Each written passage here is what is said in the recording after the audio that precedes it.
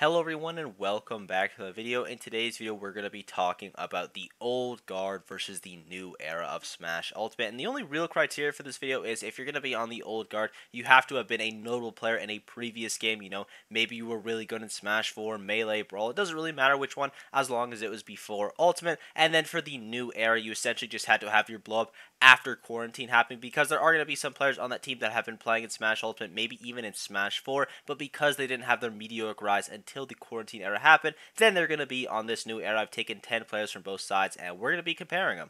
Also, there's going to be a couple players in here that it seems like we missed, but just know that we had them kept in mind. They just kind of fit this weird criteria, and I'm talking about Cola, Riddles, and Kurama, because they were all ranked before quarantine happened. You had Kurama being ranked on the first actual season, and Cola and Riddles being ranked on the second one, so we're not going to be including them, even though they definitely had a much more meteoric rise after quarantine happened. They were technically notable players before. Just thought I should give them all mention, though, and onto the video. And let's start with the old guard, or the OG players as I like to call them. And my players are Leo, Tweak, Light, Gluttony, Shuton, Lima, Dabuz, Ken, Kameme, and Big D. And my only real criteria for picking these guys out and deciding if they were an OG or not is just were they on the top 100 for Smash 4 all time. If you don't know, Smash 4, right before the game ended, they did a PGR top 100. Every single one of these players is on there except Big D, but I'm going to give him the pass because he's been around since Brawl, so he is definitely an OG player, and he's been notable the entire time. So Big D's going to get the pass there, and then everyone else was on that top 100 ranking. I think your 11th and 12th mans would probably be Cosmos and Meister, but I'm pretty happy with this list. Again, there's a couple people you might want to sub in and out, but for what we have, these are the players that have been performing really well as of late, so they're going to be my 10-man crew. And our new era team is going to be Akala, Spargo, Mia, Sonics, Osimo, Yara, Onin, Bloom Forever, Apollo, Kage, and Skyjam. My number 11 player would probably be Zomba, Hiro, or Yoshidora. And the only reason I didn't pick Yoshidora is because Lockdown, I'm pretty sure like right before Lockdown, he had a super pop-up event. I think it was Maisuma top 2. He got like 4th place there or something, did really well. So I'm going to cut him for that. And then the other reason for Zomba and Hiro is because they played a little bit of Smash 4. And the only people that have even touched Smash 4 competitively on this new era team are Spargo and Sonics. And we're not cutting Spargo for obvious reasons. And we're not cutting Sonics for obvious reasons. But also, Sonic, a majority of his Smash 4 career was entirely online, just like his early Ultimate career. I think the only event that he went to in Smash 4 was like a competitive game was Shine 2017, where he got 25th. So Sonics, it was pretty much online. Spargo, we're definitely not cutting Spargo. If you want to put any of those 3 guys that I mentioned on the team, I think that's absolutely fine. There's a couple other players that I didn't mention that you could also put on the team because the new era of this game, spoilers, have been doing very, very well. But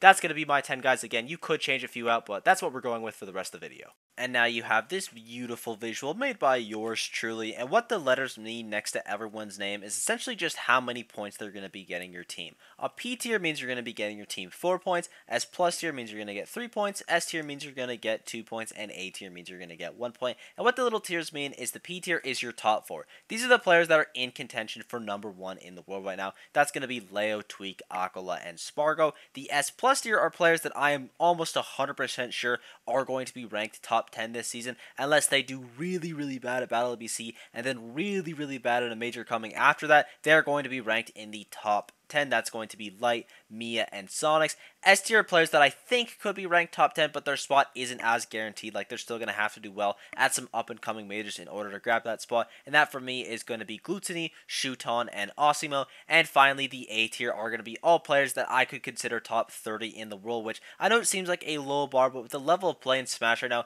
being considered top 30 is like really good. That's like being considered like top 5 even a year ago. But the astute viewer may have noticed that next to Onin and Bloom Forever's name, I have question marks. And the reason for this is because I don't know how you're supposed to rank these players, because they don't have literally any events. And that's not true. They've actually both been going to regionals, and they have been farming regionals. So we know that they are going to be in practice. We know they're still up to snuff. They're still very talented players, but their major performances have either not existed for Bloom Forever or been lackluster with Onin, and he has literally one event this year that was Let's Make Big Moves where he got 25th. It wasn't even the end of the world. He didn't get like a 65th or something ridiculous. It's a 25th. Not a great performance from him, but I don't really know where to put these guys. Normally, I would be putting them in the S tier, but because of their lack of results, I'm going to be putting them in the A tier. I think they are S tier caliber players, but I don't think it would be really fair to just say, oh yeah, Bloom Forever is an S tier player, even though he literally hasn't been to a major yet this year. So both those guys I'm going to be considering A tier, but thought I should mention that.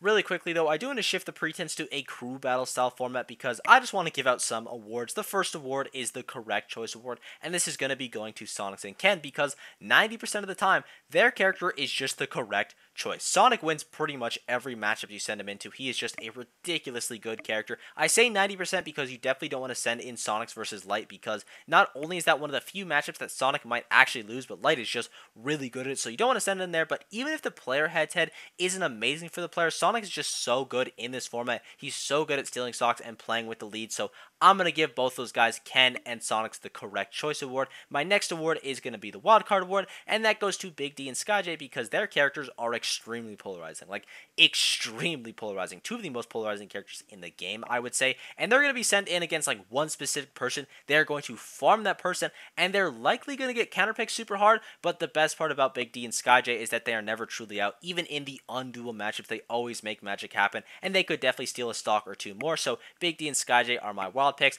And my final award is going to be the Counterpick Award, and I'm giving this to DeBuzz and Mia. And there's a couple reasons for this. The main reason for Mia is going to be the fact that he has some very favorable matchups against everyone that he's played, but his character also complements the people that he's playing against super well, because while it's not great for Leo, going into Light, that's going to be Fox Game Watch.